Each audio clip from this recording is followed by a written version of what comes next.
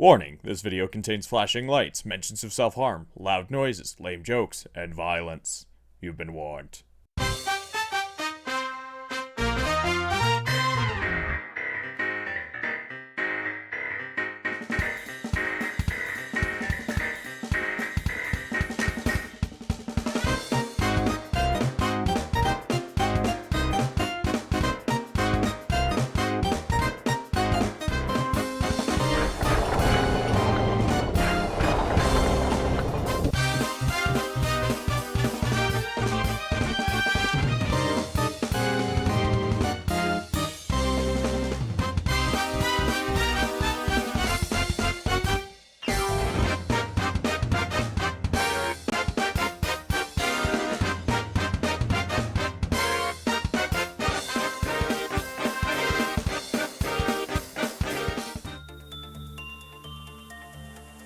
Hello there! Welcome to the company. I'm Dead, the manager of another facility, and today I will be teaching you how to play the monster-managing, panic-inducing game known as Lobotomy Corporation. But you knew that from the title. On screen now, you will see some timestamps of where to go if you want to learn something specific.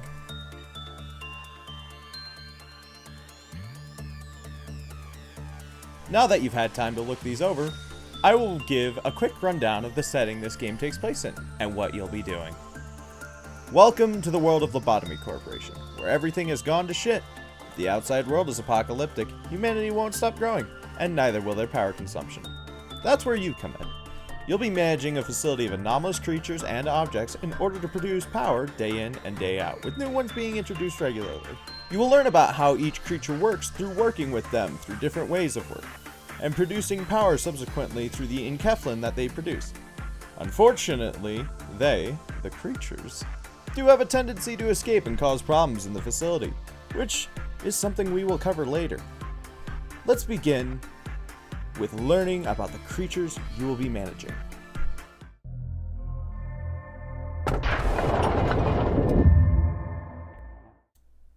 Welcome to the Abnormality information section of your training video. This is where you will learn the basic information about the creatures you will be working with. Let's start from the beginning. At the start of most days, you'll receive the option to pick a new abnormality to add to your facility. Sometimes, you won't have a new one to pick, as you won't have the room for one. The first three will be creatures, whilst the fourth will be an object.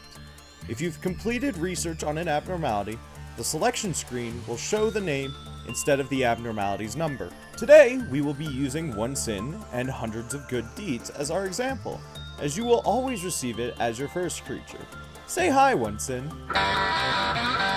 This is the abnormality info screen. This is where you will click for info on a creature, old or new.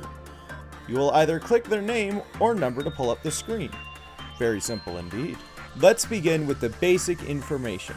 This will reveal to you the name of the creature, work damage type, the maximum amount of enkephalin boxes they can create, and outcomes of ranges. That last one is super important, as some creatures have effects based on certain ranges of work. An example is one sin. One sin will fully heal the employee's sanity on a good work result. This will also reveal the current cliff-off counter on the creature. We will get to that in a moment. And then, the creature level. In order from least to most threatening, it goes Zayin, Teth, He, Vav, and Aleph. As a general rule of thumb, for every level of difference, it is a 50% boost against the lower leveled thing. This does stack. Next is the managerial guidelines / management tips. These are very important, arguably the most important. Second being the work preference. These tell you the things you need to know about the creature. If it can escape, this will warn you how it can escape. This will also warn you of its ability, if it has one, and any other triggers for the creatures. Now onto the abnormality work preferences. Each creature has their own percentages on what works the best for them. I would recommend losing an employee to a creature and experimenting before restarting the day before you go check the wiki. It has all the percentages and stuff, so if you want to do this blind, keep that in the back of your mind. That's essentially all you need to know in this section. The higher the work results, the better the boxes, usually. When an employee works with an abnormality, they gain experience towards the chosen stat. The higher the level over the character, they get more experience due to the risk, which is actually quite nice. We're moving on to the abnormality escape information. This will matter more in the combat section of the game, as this is a small tab showing the resistances that a creature will have against the weapons your employees carry or the ones they're weak to. This tab will also reveal whether the creature can escape and its maximum cliff-off counter. Finally, we're into the ego items, which stands for Extermination of Geometrical Organ. Essentially, these items are created from the energy of the creature. These are very handy. Not only can they be used for combat, but they will also protect your employees when working with abnormalities. I'm not kidding, the ego suits are some of the most important items in the game. Like I said earlier, for every level of difference, there is a 50% boost against the lower leveled thing. This includes armor and weapons. This is a major point to keep in mind. Each one has their own damage resistances and level of equipment, along with each one costing different amounts. Also, each one can have a different amount of them in your possession. If an employee dies with a piece of equipment and you continue the day, you can just buy it back from that entity, as long as you have it in your possession. Finally, ego gifts. These are items that are granted to an employee after working with a creature via random chance. These can grant stat increases to employees and even grant them special effects like slowly healing over time and weapon damage increases with the same set. They are given randomly though, so you risk your employees every time you try to get one. But they are most certainly worth it. All of these things cost boxes, which are exclusive to an abnormality, which can be used to reveal these things and buy gear from them. There's another type of abnormality you will encounter whilst playing the game, and they're far simpler than normal ones. Usually. These are object class abnormalities. You won't get these as often as you'll get anomalous creatures. Usually after you get 3 creatures, you will receive an object. The types you can get are as follow. Equipable. You can command an employee to equip this abnormality, and that's it essentially. Just make sure you keep an eye on that info tab of said abnormality. Single use. Order someone to use it, something happens. This can be done on repeat. Look, what do you want me to say? Besides the last one, what they are classed as tells you what you can do with them. Channeled use. This one isn't quite as simple, though it varies from item to item. This usually means you will have to start working with it, and then end the work. Okay, maybe it was simpler than I thought. There is one thing left to talk about that you will have to keep in mind. With Aleph and Vav class abnormalities, they are powerful, and the gear they provide matches that to boot. However, to make sure you don't just blast through working with them, every time you complete working with them, they will gain this little status, called a cliff-off overload. This means the next time you will work with that creature, the employee will have a decreased success rate of completing the job safely. These statuses go away after a meltdown or an ordeal, which we will discuss in the following sections. Alright, that's all you need to know involving the basic information about these entities, except for one itty bitty tiny piece of information that I'm sure won't come up later.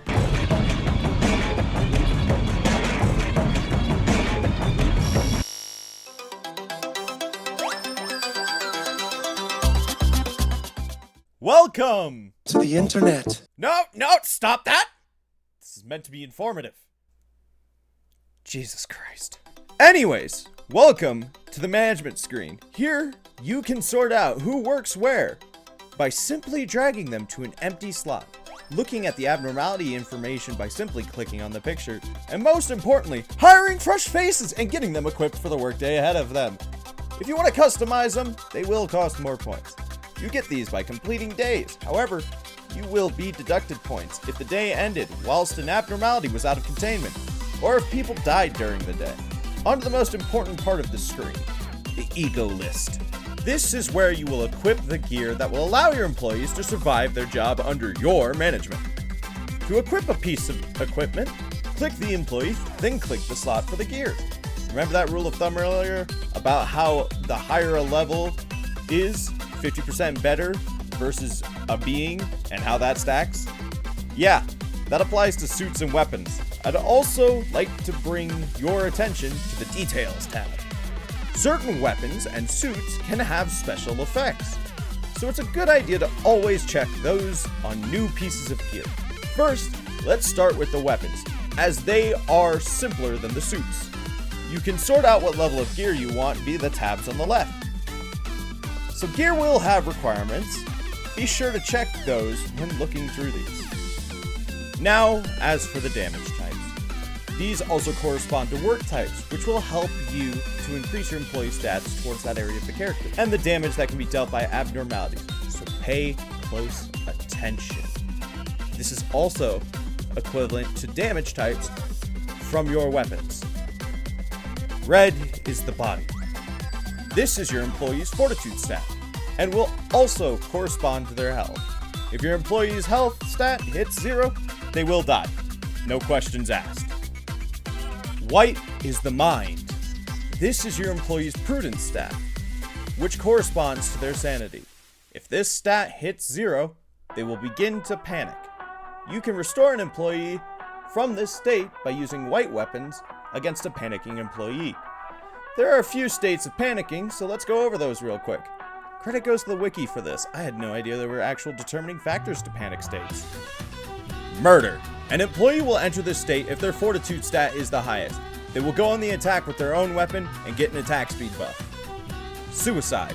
An employee will enter this state if their prudence stat is the highest. They will stand shaking before snapping their own neck.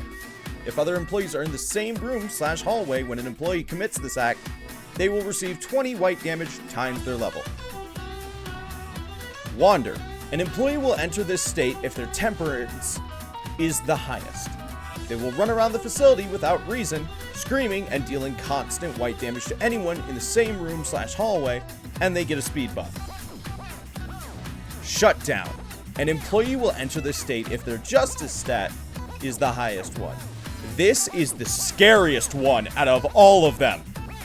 The panicking employee will begin going after contained abnormalities and start to try and release them. They gain a movement speed and defense buff. Since we're talking about sanity, let's bring up something that you need to worry about, especially with ALFs. Fear level/damage. This increases as you go up the level tree.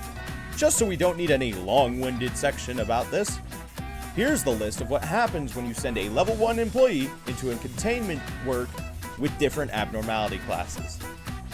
Zayn, calm, no fear damage. Teth, nervous, 10% of max sanity. HE, terrified, 30% of max sanity. Vav, hopeless, 60% of max sanity. Aleph, overwhelmed, 100% of max sanity. Instant panic. Okay, that was lengthy as hell. Let's continue discussing damage type. Get the shit out of here. Bring back the other chart. Black/purple is a combination of the body and mind. This will hit both an employee's sanity and health. Does this mean you can restore a panicking employee's sanity with a weapon that deals purple damage? Yes! Is this recommended? No! This is last resort type business. And finally, Pale. Pale is the soul. This shit is dangerous. Doesn't deal a flat damage number. No. It reduces HP at a percentage of the receiving employee's max health. Also, most damage types are vulnerable to it. Can you believe we're still on weapons? Weapons have their own assigned damage types and fall under a few archetypes. Don't worry, we're not going to go over them. You can explore and understand them as your experience grows. Just to reiterate, each weapon has their own damage type, but they all hit entities. Just be sure to look at their resistances. Speaking of, let's talk suits. Much like escaping entities have resistances, so do suits. Imagine it like your own stat block for that employee. Sound good? Cool, because we haven't even gotten to your day cycle yet. If all of this seems complex, don't worry. There's a reason this is a video. You can rewind whenever you need. And the comment section is open for any questions involving any topic in this video. Now, on to the day management. Let's go over the basic UI, along with how to move employees, / make the work with the abnormalities. This is your energy quota. You have to meet this quota by working with abnormalities to generate energy, in order to end the day and continue to the next day. This is your meltdown bar. Every time an employee begins work with a creature, this bar will tick up. The number on the left is what level of meltdown you're on. The number on the right is the number of creatures that will be hit with a meltdown timer once the bar fills up. If the creature's timer ticks all the way down, you will lose energy boxes you have collected. And if they can, the creature will break out of containment or activate their ability. How do you prevent this from happening? You work with the creature / abnormality. It really is just that simple. You do this by hovering over the abnormality's containment, clicking with the left mouse button, and picking a work type with the click of the same button. It will bring up a UI of the current employees in that department, along with the current health, sanity, and stats for working. Then just click the employee you want to send and they'll make their way over. Pretty nice, right? Yeah, you're not gonna be saying that a lot. Take the little victories now, the pain is coming soon. In general, this is how you will be handling working with these abnormalities. And also, how you generate boxes of energy to get through the day. However, when working with an abnormality, they can deal damage, as seen in the work damage section in the basic info tab, which will come up as NE boxes, or in simpler terms, red boxes. These don't give energy towards your quota. Fun fact, by selecting a single employee and clicking right click on the containment unit, you can actually bring that employee up as the only option to work in that containment unit. Just as a heads up, some may have alternate work types that will replace other work types. This will trigger an effect most of the time, whether it's beneficial or detrimental, varies from creature to creature. Down here are your speed control buttons. They will allow you to pause time, spacebar, or have the day move at faster speeds, Q to slow it down, E to speed it up. By the way, you can zoom your camera in and out using the scroll wheel, and can move the camera using WASD or right mouse click. Now, we have already discussed how to make employees work on abnormalities. Let's move on to moving these little beings around. You can select a single one with a simple click.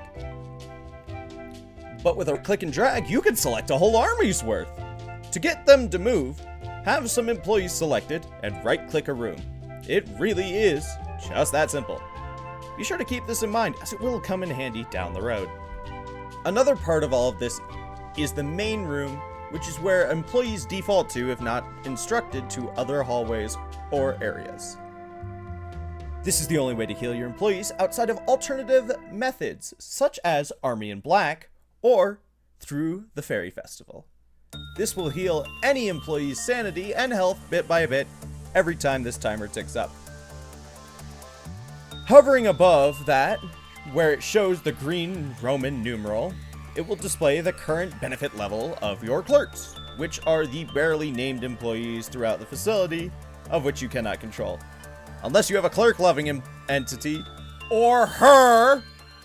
These are only really good for the buffs. Now, let's talk about some stats. Yes, I know it's boring and all that, but stats can be important, starting off with... Oh, that can't be good. I need a sit rep on this situation down there. Now! Shit! Manager, we're facing multiple abnormality breaches throughout the facility. We need some help! Panicking only causes more abnormalities to breach containment. Pull it together! Right. We're counting on you, Manager. Right, it seems we have to change topics now. Well, let's begin on our section of combat. Whoop, hold on. Talk to me. Hey, boss. Go ahead. Yeah. Judgment. Judgment bird has broken containment. Ah, thank you for the notification. Fuck!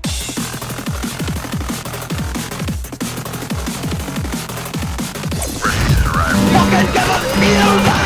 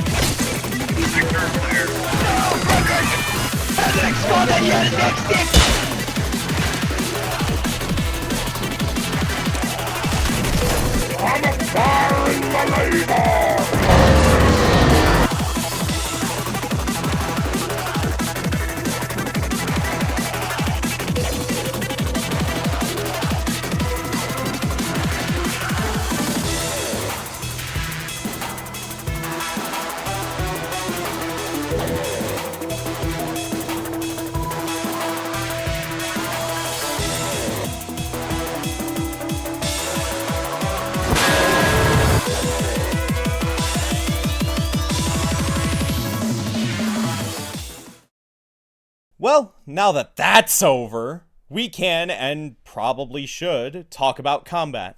A fair warning here. This is one of my favorite parts of this game. Remember how I said that anything that is a level higher than something else gets a 50% damage buff against the lower level? This is where all that comes in handy, as a damage boost against anything that's not your employees is preferred. Now, a thing to note when it comes to suppressing abnormalities is that they have a singular health bar. This means that all damage, including white damage, will contribute to the bar. Unless, of course, the abnormality is immune to that sort of damage. Remember this bar in the abnormality information? You can also find part of that right here by clicking on the abnormalities containment unit when it says order suppression. It helps when shit's hitting the fan and you need to act fast. When it comes to suppressing abnormalities, you can use the left click and drag function to select a group of employees and scroll your mouse over the creature till it turns red. At which point, you can sick your group of attack dogs, employees, on the poor sucker. A thing to keep in mind is different abnormalities have different abilities, some of which only trigger upon breaking out. Be sure to keep yourselves up to date on the managerial guidelines, for your adversaries will not forgive you, and you don't get severance pay in the afterlife. The weapons and suits will help you to fend off the creatures that would mercilessly slaughter your facility, so be sure to supply them as much as possible. Each one does have time before they connect to deal the damage, so it's better to mob a creature most of the time. This is a tactic called Murder Ball. This is when you gather multiple levels of employees together to either protect lower level employees or conquer abnormalities with swift haste. However, if someone does unfortunately perish, you can restart the day in your menu by hitting escape and hitting retry day. However, this will reset the day's progress and bring anyone back from the day. If you feel as if there's an abnormality you are unable to handle, every 5 days your game will set down a checkpoint called a memory repository. If you feel as if you cannot handle an abnormality, you can click Rewind to Memory Repository. This will allow you to retain all items and information gained between when you reset and the checkpoint. However, it will remove all new employees and abnormalities from the same points. Consider yourself lucky that you get this, and pray you're lucky with the one you picked on the save day. There's something we haven't discussed: ordeals. Ordeals can occasionally spawn after certain meltdown levels, and in scaling severity, they go dawn, noon, dusk, and midnight. Violet. Spawn creatures that lower cliff-off counters. Kill them fast before they start causing second trumpet. Or if it's at the lower levels, such as with Dawn, they will die over time, as long as you can handle the breachers. There is no Violet Dusk. But Midnight for this one is the scariest! Crimson. The circus is in town, bitches! The circus will always end in red clowns, who will scratch at doors, drain boxes from them, and slowly lower their cliff-off counters. There is no Crimson Midnight. Thank fuck. Green. Robots will spawn and terrorize your facility. They are very adept at killing, and also focusing purely into red damage. Murder balling works well against single targets, but against Dusk, it may not be the best. Against Midnight, though, just be sure you have no one whose range is very short, and a murder ball will be most effective. Amber. Bugs. These bugs usually spawn in packs and are generally very dangerous, fast, and rough to handle without a group. Also, they can teleport away if not killed fast enough and end up in a different part of the facility. Also, the basic bugs, Dawn and Dusk, only spawn in the hallways. A final thing to note is that if an employee dies in the line of service to Lobotomy Corporation, you will lose the items they were wearing if you don't restart the day. Don't worry though, you can buy them back from the abnormality, as long as you have it in your possession and the boxes to match. If it sounds like I've said this before, I have. I just wanted to remind you. Now that we've covered combat, and you've been such a good manager in training, and watch till the end, allow me to share with you some advanced endgame tactics.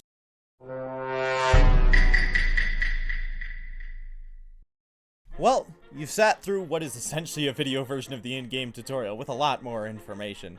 Allow me to share with you some more advanced tricks to the wonderful corporation you command. These are tricks that you would have either figured out or seen in a video, and they are very handy. Let's begin, shall we? Starting off simple is the tactic of preparatory placements.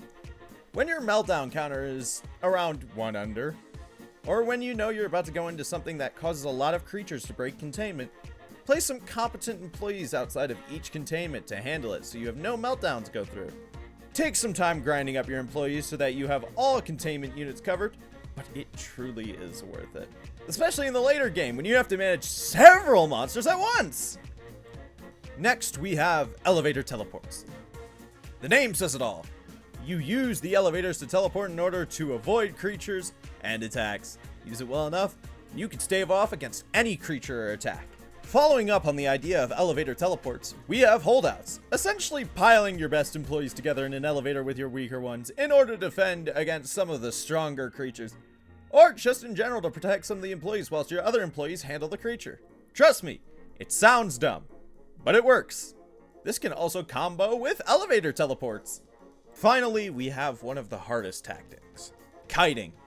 If you've played Don't Starve or Don't Starve Together, you kinda already have an idea of how this works. Essentially, some of the strongest monsters have avoidable attacks that are telegraphed. By selecting all target employees that are within range of the attack, and telling them to get the fuck out of that room by telling them to go to the room behind them, you'll be able to avoid said attacks. Now, this will take a bit of practice, so don't be afraid of failure. But if you can do this on a consistent basis, some of the strongest abnormalities will kneel to your sick tactics. Well, that should be everything. You're all set to lead this facility as manager into a new era of life. Remember the basics, learn each abnormality's behaviors, and remember, there's nothing there to worry about within this facility. Hey everyone, thanks for watching this video. Sorry this one took forever to come out. This video has had a very rough run, and not to mention the burnout I was feeling working on it. After a bit of a break, I came back and sorted this video out. Sorry if the end of it feels very low quality. I had no idea what to edit in, and I just wanted this video to be done. I'd also like to give an extra special thank you to Soulstone and Ceol Deamhan, sorry if I mispronounced your name, for lending their voices to the video. It'd mean the world if you go check them out. Creative Chaos also helped by reviewing what I've made, so I'd love if you gave them a thank you. Almost every character I made for this video was actually based on someone, whether it be an anime or a VTuber. You can find them over on Twitter or Blue Sky threads I've made. I'd also like to thank y'all for being patient. I've been going through some of the worst mental struggles of my life, and I've had to delay this video multiple times because of that. I'll be trying to be more transparent with communications on my Discord and Blue Sky, but hopefully the next video shouldn't take as long. The next video is going to be on Black Ops 6, ranking every camo in the game. The edits will be lesser, there will be the occasional jokes, but it's more something I'd like to make because if you know me, you know I love aesthetics in games. Thanks again for watching. Leave a like or subscribe if you feel like it, and if you're holding out for another video on a ProjectMoon game, I've already got an idea. Until next time, I've been your local LobCorp manager. Have a wonderful day.